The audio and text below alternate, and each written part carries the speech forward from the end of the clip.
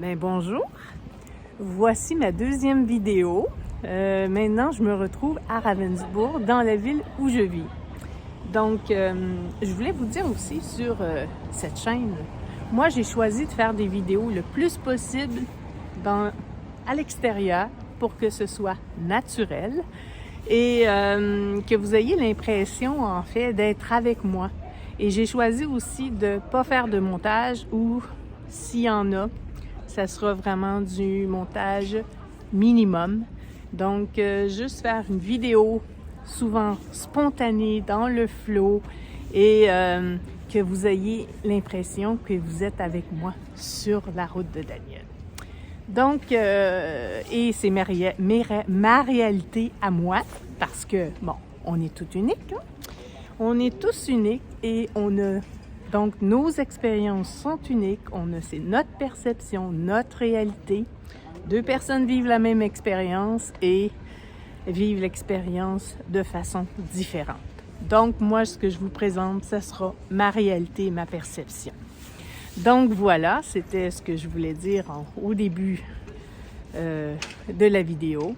Et maintenant, je vous parle un petit peu de Ravensbourg. Comme les Québécois, on aime bien parler de la météo. Bien oui, vous voyez bien que aujourd'hui, la météo n'est pas ce qu'on avait à Lindor samedi.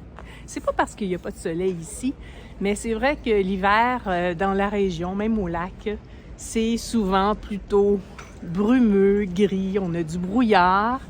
Et Ravensbourg se trouve dans une vallée. Donc, on a encore plus de brouillard à Ravensbourg, mais on a aussi quelquefois du beau soleil. Comme le soleil était à Lindor, mais il était aussi à Ravensbourg samedi quand j'ai fait la vidéo. Donc voilà, Ravensbourg, c'est une ville de 50 000 habitants. C'est une ville médiévale.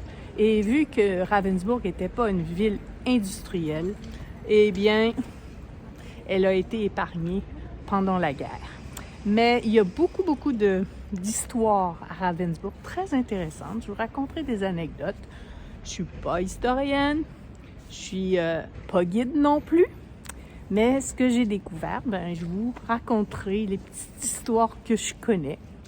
Et il y en a beaucoup à Ravensbourg. Ravensbourg, c'est aussi une ville qui est très attrayante pour les familles, les enfants.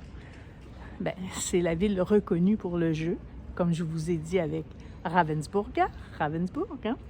Donc avec les jeux de société, donc c'est pas surprenant. Donc voilà, je voulais vous montrer mon petit chez-moi. Je vis ici depuis 2003. La ville a beaucoup changé. Il y a eu beaucoup de rénovations dans la ville. Mais c'est une ville très agréable. En fait, on a 50 000 habitants.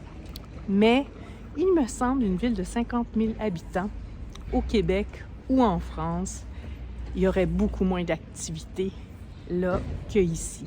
En fait, c'est parce que les grandes villes se trouvent assez loin. Munich est à 2 heures, Stuttgart est à 2 heures, Zurich est à 1 heure et demie. Donc, Ravensbourg devient la ville pour tous les petites villes autour et les villages, donc tout le milieu rural. Donc, les gens viennent à Ravensbourg pour magasiner beaucoup, faire leurs courses et le fameux marché du samedi qui est très reconnu. Et ça, c'est à cause de l'histoire de Ravensbourg, de la vie commerçante. Donc, je vous raconterai tout ça en temps et lieu, une petite vidéo à la fois, un petit pas à la fois, et je vous ferai découvrir ma route, comme je vous ai dit. En attendant, je vous dis un beau petit ciao, ciao, et à la prochaine!